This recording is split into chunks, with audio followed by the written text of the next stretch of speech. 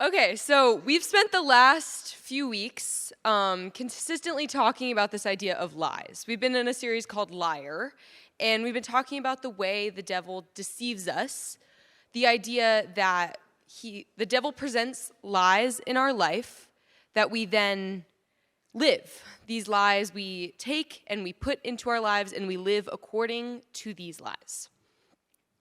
We are constantly surrounded by the devil, who is trying to get us to believe these things and to then buy into them. The issue with the lies is not that we believe them, not that we see them in our lives, but that we live our lives as if they are the truth. The lie that we live as the truth then haunts us.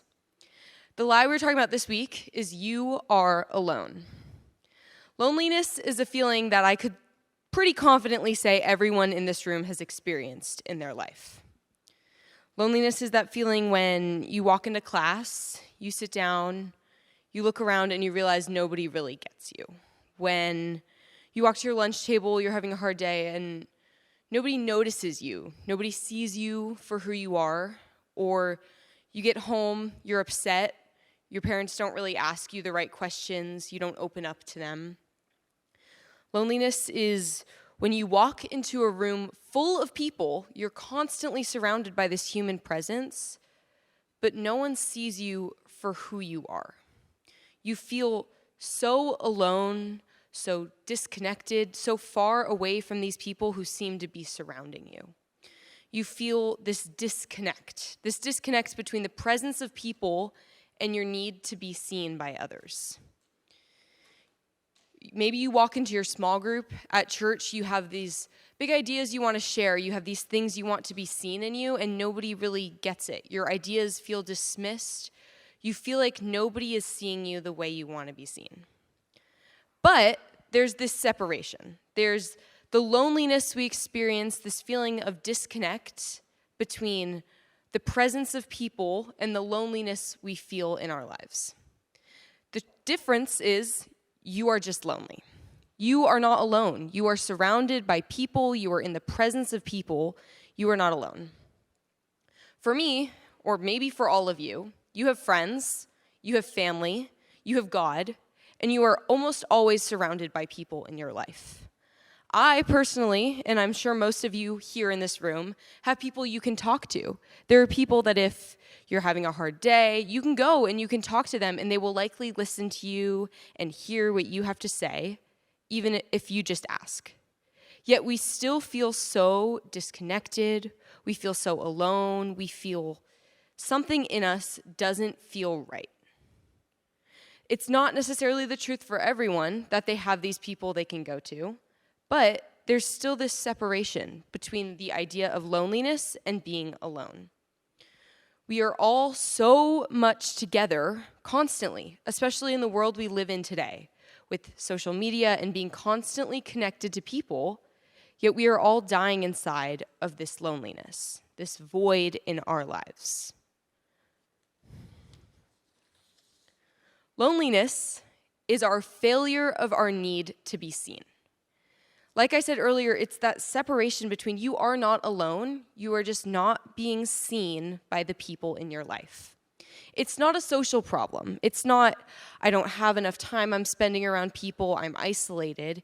It's the disconnect, the dissociation between what we expect and we want people in our lives to see and how we are actually being seen by people in our lives. It's this void in our life that we cannot seem to fill by the presence of people. It is just our failure of our need to be seen. The truth is, on the other side of this, you are never alone. Even when you are in this state of isolation, when you are lonely, you are never alone.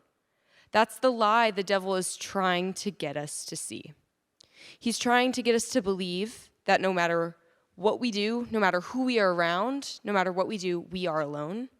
But the truth is you are never alone, whether you are with people or you are not. Your loneliness is true. It is likely something you will experience in your life, as everyone does, but you are not alone. God is presented to us in the Bible in many ways. Recently, a couple weeks ago, if you go on Sundays, Jake talked about the story of Hagar, a slave who ran away from an oppressive family. Hagar ran away from this family that was being oppressive and abusive and into the wilderness. And God came into the wilderness where Hagar was, and God saw Hagar.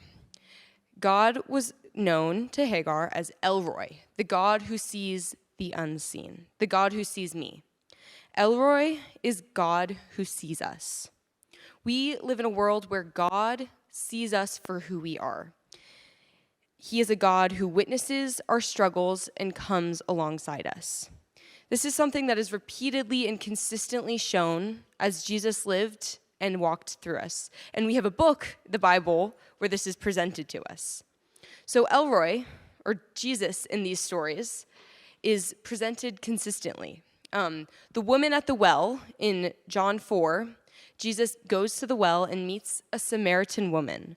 She's a woman who struggles a lot in her life, is extremely outcast by society for her choices and her actions, and is not seen by the people around her. She's likely more lonely than any of us can experience. She is isolated, though she is consistently surrounded by people in society. No one really sees her. Yet when Jesus meets her at the well, she is shocked by the way Jesus reacts to her. He sees her, he loves her, he speaks to her, and he cares about her. Again, in John 9, Jesus heals a blind man.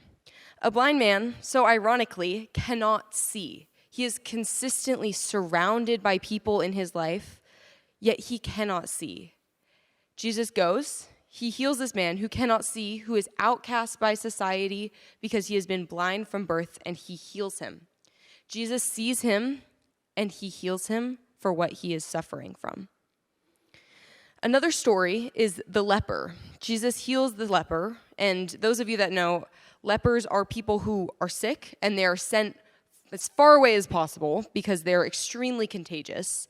And in this society back then, they could not come near you. They were as far disconnected, as lonely as they could possibly be. These people were so put apart from society, and Jesus chose to heal them. Again and again and again throughout the Bible and throughout our stories and our lives, Jesus proves to us that he sees us, that he knows us, and that he can heal us from the things we suffer from. Continuously, God lives as El Roi, the God who sees us. It is how he is shown to us in the Bible, how he is presented to us. Yet we still so consistently struggle from this feeling of we are alone. We think that this loneliness consumes us, and there's this disconnect between not only us and the people in our life, but us and God. We have a desire to be seen by people and to be fulfilled by these people, but our ultimate fulfilling is done by God. God's presence and his knowing us is the only perfect knowing that we can receive. We will search and we will search in our lives to be fulfilled by people. We will go into our relationships and we will want them to see us the way that we want to be seen. We want them to see us when we're lonely, when we're sad, when we're happy. We want them to praise us. And when we are not fulfilled by this, we are disappointed and we become lonely. But when we go to God, he already sees us. He already knows us, and he will do all of that for us. Our loneliness is a consistent desire that people will fail in us. Yet when we go to God, he sees us, and he will fulfill that within us. God sees us. He knows us, and he presents us with this idea that no matter what we can do, we are not alone. Whether we're in a time of isolation, we feel like we don't really have these human relationships in our lives, or whether we're consistently surrounded by people who love us and who know us, but we just still don't feel seen, and we feel this disconnect. God knows you, God sees you, and God loves you. There's nothing we can do to separate ourselves from that love of God as we can separate ourselves from the love of people. As I kind of talked about earlier, loneliness is this void in our life. It's this desire for others to fulfill us in a way that we cannot be fulfilled. But God fulfills that for us in a way. We still have the desire to have human relationships in our lives. We still seek these relationships as God built us of people who need relationships.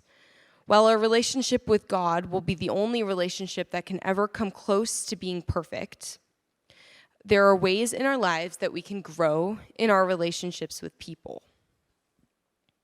The first way we can do this and fill this void of connection in people is we need to stop seeking our relationships to fulfill us in ways as being seen.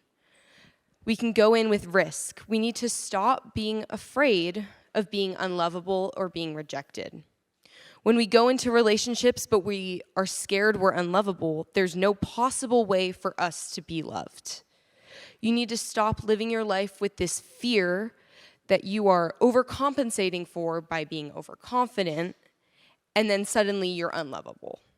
You're going in with no risk in your life, so there's no way that people can truly come to love you. The second way we can approach our relationships is by going in with vulnerability.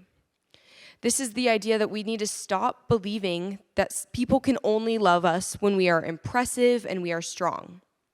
The way to remove ourselves from these seeking relationships and to move into authentic friendship is to stop parading our talents, our insecurities, whatever it is that we're putting on the forefront is not us being vulnerable. We need to work to be more honest, more vulnerable, and not just transparent, not just telling them all the truth in our lives, but actually stepping away from just telling them everything or telling them nothing and telling them the honest state of where we are at. It's not just who we are, it's who we are in that moment. Being vulnerable is saying, I've had a rough day and I need someone to see me and love me right now. Expressing those needs to people in your life can allow them to love you and grow into that authentic friendship. The third way that we can grow into these friendships is by humanity. We need to be more spontaneous, more growing in our friendships because no, not every relationship is founded purely on deep connection and deep conversations. Sometimes relationships just need to be fun. You need to step away from yes, it's important to be vulnerable and to see those people, but you also need to enjoy your time with them. Be a person, as Jake says. You're not just seeking for other people to see you. The last way that we can grow in these relationships is self-sacrifice. This seems obvious as we've talked about risk, vulnerability, and humanity, but the final way that we step away from seeking for other people to fulfill us and to actually have a fulfilling relationship is that we start sacrificing our needs for them. You cannot feel true love and connection in people if all you seek is love from them. If you are going in not willing to sacrifice your ego or your need for them to fulfill your needs, then you will never have your needs fulfilled. It's this spiral, this idea that we are so lonely, we go into our relationships and we seek for our relationships to be the thing that fulfill us. But it continues to fail as we're stepping into a relationship that doesn't fulfill us because all we want is a relationship that fulfills us rather than a relationship that actually is built on true connection. The only way to break this cycle is to build this connection similar to what we have with people, but a perfect connection in what we have with God.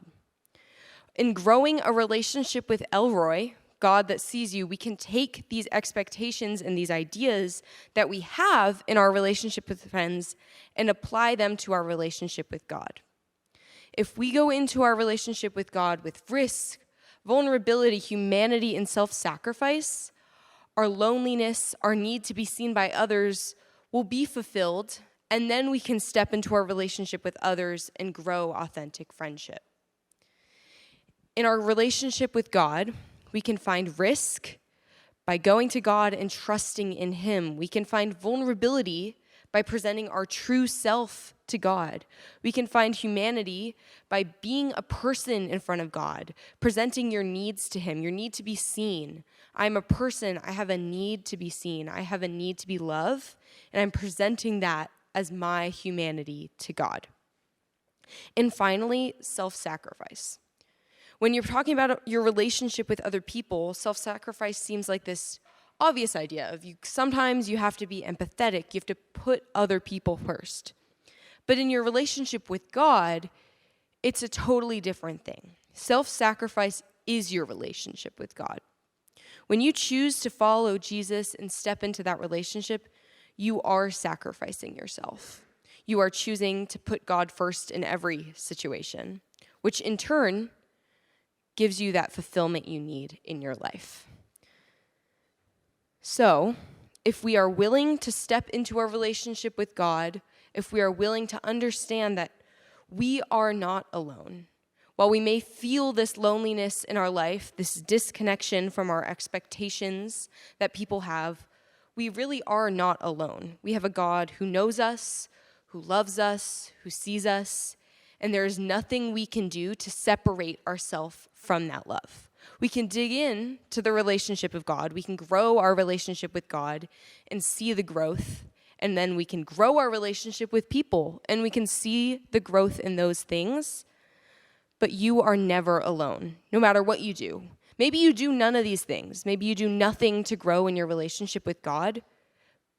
But the lie that you are alone is still a lie from the devil. Because you have a God that loves you, you have a God that sees you, and you have a God that knows you.